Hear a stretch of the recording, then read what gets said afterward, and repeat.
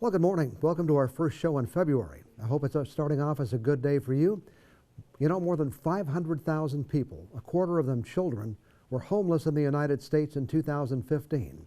We often think of it as a big city problem, but it's not. This morning we'll talk with someone about the problem.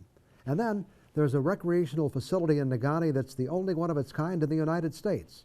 We'll find out more about that later in today's show, which starts right now.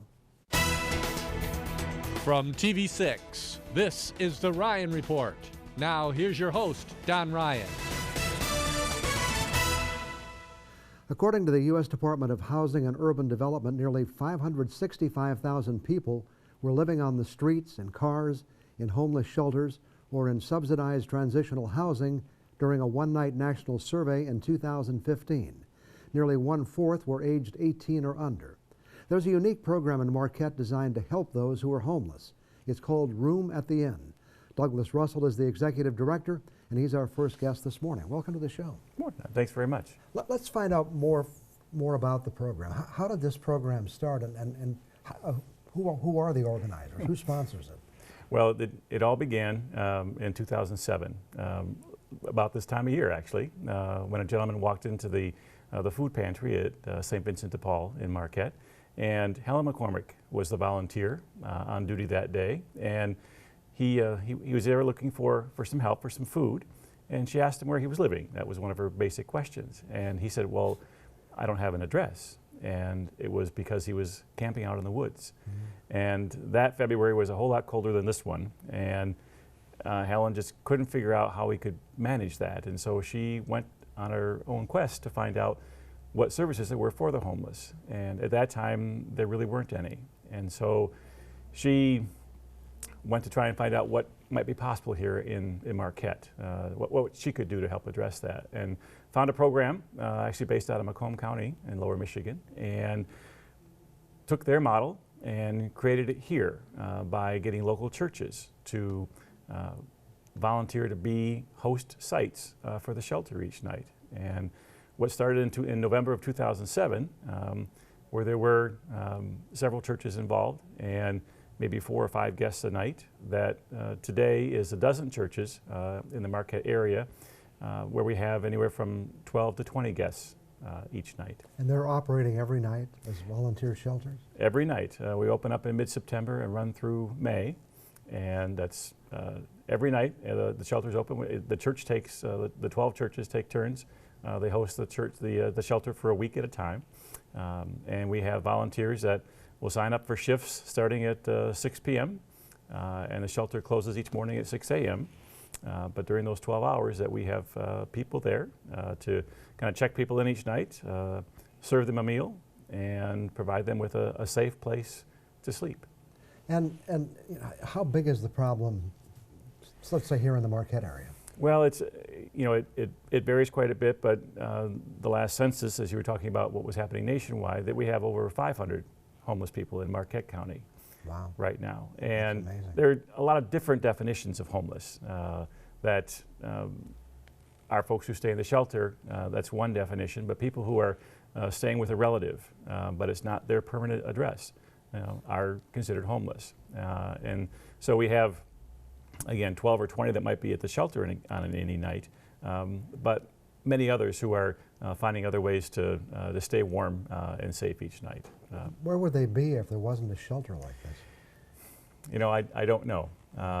I will tell you that our guests are very resourceful, and some nights not, because we have certain standards that you have to meet to stay in the shelter, and not all of our guests meet those standards every night, and so they have to find somewhere else to stay. But that's been the development of the program over these past 8 years, and during that time it's been a matter of figuring out what's best and what's safest for everybody concerned. You know, who are these people? Not by name, of course. And are there some categories? Can you give people an idea? You know, I get that question a lot. It's like, sure. well, can you know, well, it's kind of across the board. We have, what I will tell you right now is that we have more young people staying in the shelter. Those who they have to be 18, but folks in the 18 to 25 age range, more so now than we have in the past. I think our average age probably is traditionally somewhere in the 40s. more males than females, and obviously lots of different reasons why they are homeless. And it's, from our standpoint, that part doesn't matter to me. They have a need, we have a resource, and our volunteers make it possible for folks to have that shelter. And of course, one of the great additions which came along recently was a new warming center as well.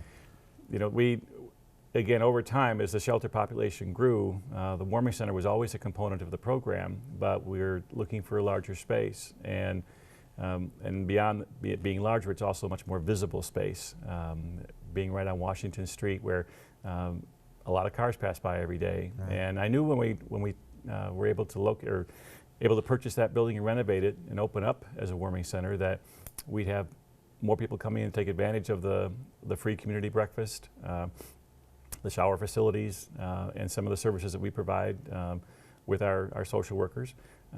I didn't anticipate the number of community people coming in looking for ways to volunteer, ways to help. And so because of that, we actually are open more hours now than we were before. The donations have increased a great deal, so we now serve lunch as well. We'll follow up on that point in just a minute. Back with more on the Ryan Report after we take this break.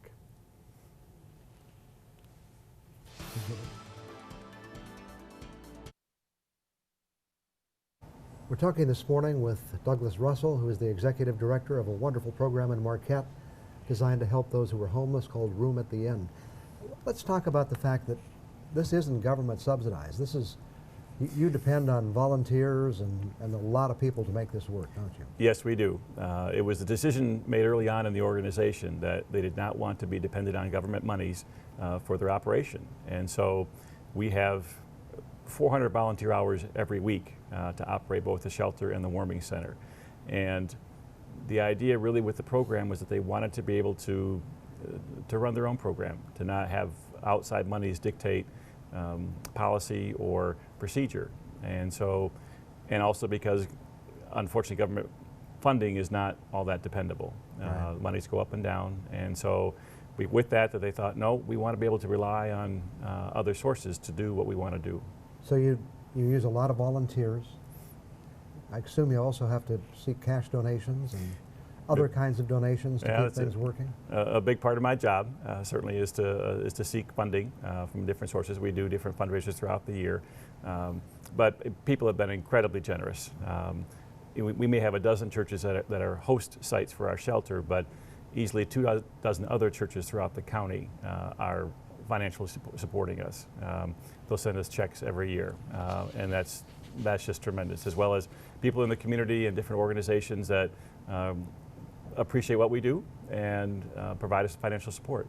And what's the best way that people could contact you if they want to volunteer or make a contribution? They can certainly call me at our office, or they can go out to our website, roomattheinn.org, and there's information there about, we do a training program every month, which is the first step to being a volunteer at the shelter.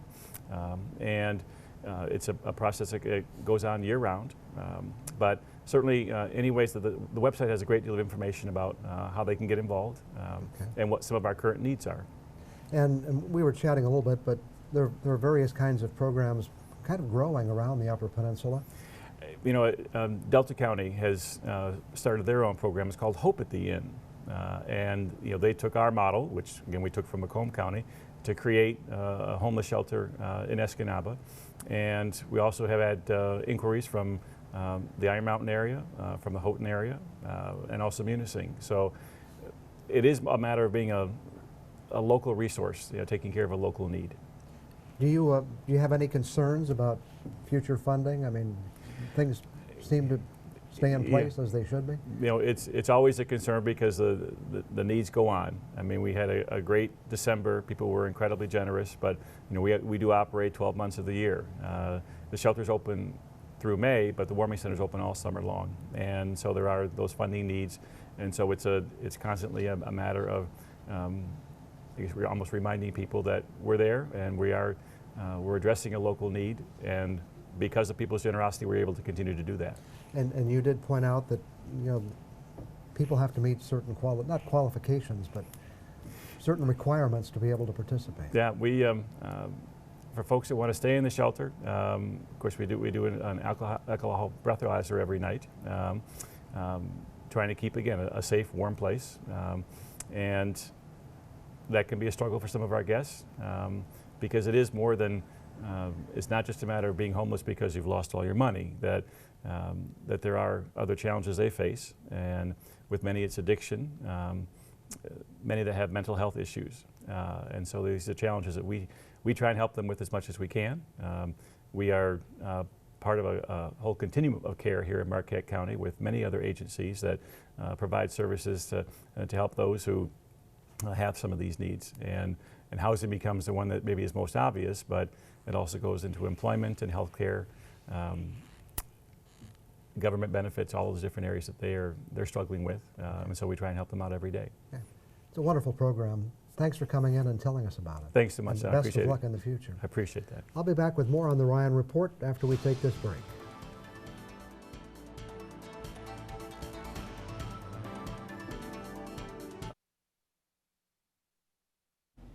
Well, they've had a luge track in Negaunee for over 25 years, so some of you already know what I'm about to tell you. But because not everyone does, let me share with you the fact that Negaunee is home to one of the only one of 5 lighted natural luge track runs in the world, and the only one in the United States. Natural is a key word here. The over half-mile track features 29 curves along its 289-foot vertical drop. The club hosts international luge events and offers recreational instruction to the public during the winter months. Joining us to talk about this unique facility is luge coach Tammy Willis with the UP Luge Club. Thanks for joining us. Great, thanks Don, thanks for having me. First of all, let's talk about the fact that this is a natural course and draw that distinction between what people might see in the Olympics, for example. Well, in the Olympics, you'll see that their curves are banked, and you might see signs of a refrigeration system. So that's what makes their track artificial. Ours is natural because we rely on the cold of Mother Nature to build our track. So any kind of refrigeration system is forbidden in our type of luge. And our curves are also flat, resembling more of an old logging road than banked. So those are the major distinctions between the two. And you have a club, and with club membership comes the rights to participate in the luge events. And you have a lot of events, but you also have some things for the general public as well, don't you? Tell us about that. Correct. Yep. Every Friday night we offer our family fun night where families can come out and try luge for $20. We also offer it on Saturdays as well for a cost of $10 per person. And all you have to do is show up dressed warm. We provide all of the equipment and instruction that you would need to go down. And we say if you're between the ages of 2 or 82, the sport is for you. We start you at the very bottom of the track. We certainly aren't going to expect a beginner to navigate the entire length. So you start where it's primarily snowbanks, and we make it a safe and fun experience. Okay, we have a little video which I think we can call up here, which would really just give people a better idea of, this is somebody going through one of the curves, and this is just some general footage out at the scene. Is it dangerous? Is it dangerous to do this? I think there's a certain danger with any sport, especially as you start competing in the upper levels. I do take a team of juniors to Europe every winter to compete in the World Cup circuit and the World Championships. But this is a sport where you can control how fast or slow you go. We wear spikes in the bottom of our shoes, so we slow down for the corners, the major corners. And so for a beginner, they can slow down as much as they need. The youngest that we've had go from the very top of our track, the whole half mile, is an 8-year-old girl. Really? And she was able to do that because she would brake to almost a stop for the first corner, use good form and technique to navigate that corner, slide down to the second, again, go through the corner very slowly, and she could make her way down the whole track that way. And then only as her confidence and skill developed, then she'd go a little faster. And then the next week a little faster, to where she was navigating it at top speeds. So you can curtail it to each individual's level, and that's, I think, what makes our sport so unique. And again, What are the hours when it's kind of open to the general public? We're open Fridays 6 to 9 p.m., Saturdays 11 till 3. And then if you enjoy your experience out there, you can always put that money towards a club membership. A club membership is only $40 per individual or $75 per family. And we are open 5 nights a week. We're fully lit, so there's plenty of time in the dark of winter to slide. And that fee includes all of the equipment, track fees. There's always a coach on hand. So it's also one of the most affordable winter sports that you can find in the area. Okay, now you have a big event coming up early next year. Tell us about that. Yep, we received a bid to host 2 World Cup races here in 2017. We'll be hosting one at Lucy Hill in Negaunee, which will run the full length of the course. And then we will host a second one at Marquette Mountain Ski Hill, where we will construct a temporary parallel run, which will be approximately 300 meters long. It'll follow down on the far right side the Whoopty course. And a parallel race is where 2 racers will go down side by side on a split track, and then it's run a lot like a bracket system where one person is eliminated and the next advances. So for a spectator perspective, it's very exciting to watch. Our World Cup circuit series is generally 6 or 7 races, so the fact that we have 2 out of that number is quite significant. So we are expecting you know, all the top competitors from around the world to be here, so it should be very exciting for the community. How many people might we expect to participate from around the world? Well, our World Cup races typically are between 15 and 20 nations, depending. Okay. So each nation may come with anywhere from 2 to 4 athletes, depending upon the size of their team. So it could be a pretty significant number. Do you have to do a lot to get prepared for that kind of event?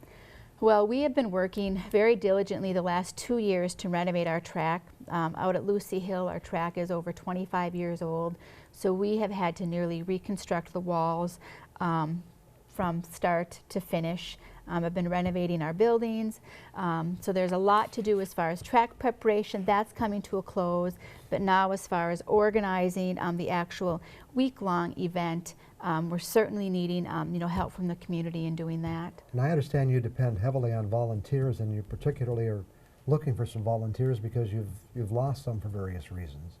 Tell us about that. Correct. Yep. We've had, we're a very small core group of people. I have had a few people who have had to, step out because of personal reasons have come up. And so I'm really looking for people to help me coordinate this event. We have a pretty good structure set in place, so it would be easy for people to plug into a position that they enjoy. I have been partnering with Northern and in their marketing and communications department, but I'm just looking for more people who are interested in actually having a hands-on part in seeing this event come together. What's the best thing they can do to contact you? They could visit our website, which is www.upluge.org, okay. Or they could visit us on Facebook, and all of our contact information is on there. Starting in February, we will be meeting twice a month. The first Tuesday of every month, we'll be meeting at 6:30 at the Luge Run. And then the first Thursday of every month, we'll be meeting at the Peter White Public Library, also at 6:30. And that way, whether you're coming from the West End or coming from Marquette, these meetings will make it convenient for people to get there after work. We have only a few seconds left. With this unusual weather, is the track doing well this year? Well, we're just about to the top. Every time there's snow, it means I'm going to be sitting on the tractor for 3 to 5 hours clearing the track. But yep, during the cold of night, we're able to make good ice, so the track is looking in good shape. Okay, it's a great facility, a great program. Thanks for coming in and sharing with us this morning. Great, thank you, Don. Thanks so much. I'll be back with more on the Ryan Report after we take a break. You can still see us here.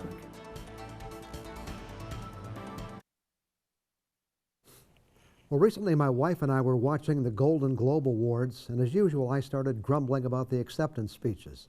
It happens every time we watch this show or the Emmy or Academy Awards. A few of the winners get up and say something clever or sweet, but too often for me they just drone on, thanking an endless list of people we don't know. It's one thing if you're an actor and you thank your co-star, who most likely played a part in your performance, or the director who helped make you look good, but it's all downhill from there. I really don't want to hear about their agent or manager, especially since none of us know who they're talking about. It's also kind of silly to me when the performer thanks the guys who run the big studios that produce the shows. I'm pretty sure they didn't do it as a favor to the performer. I think making money for their company had a lot to do with it. Now at this point you may be thinking, oh, this is all much ado about nothing. And of course, you're right. If I disliked it that much, I wouldn't be watching. And by the time the next show comes around, I'm ready to watch again. My wife did have an interesting comment when we watched the last show. It had to do with the fact that we actually do shows like this at all. A man or a woman acts in a movie or a TV show. They not only give them an award, they run a special show on television so the whole world can watch them get their award. We don't do that for people who make actual contributions to making life better, or who contribute to society in other ways. And we certainly don't do it for the guy or gal who has a routine job, like most of the population. Here's what I'd like to see. In place of always honoring actors every year, let's pick out different jobs, give out some different awards, and do it on a national television show. One year, for example, we could honor truck drivers. We could have categories for local and long-haul drivers. We could also give out a few to the mechanics who keep their trucks running. Now that would be a TV show like we've never seen before. I can hear it now as they present the award for the best over-the-road driver. I want to thank the Kenworth folks for building my rig. I'd be nothing without it. And of course, a big shout out to the folks at Sally's Truck Stop in Tupelo, Mississippi. Things just wouldn't be the same without a stop at Sally's. And I can't forget Axel at Moose's Truck Repair. Sorry you didn't get nominated this year, but more than once you kept me on the road. Nice change, right? Maybe not. Probably need to work out the bugs. In any case, we still have the old standbys to keep us entertained, like the Academy Awards coming up at the end of this month. I'll probably check them out, and most likely will be complaining again as some starlet rambles on thanking everyone in her life. But that never changes. I'll be back in 2 minutes. The Today Show is coming up next, so it's time for us to wrap it up. Thanks to Douglas Russell and Tammy Willis for joining us for some conversation this morning. And of course, many thanks to you for being with us. I hope you have a great day, and will join us again next Sunday morning.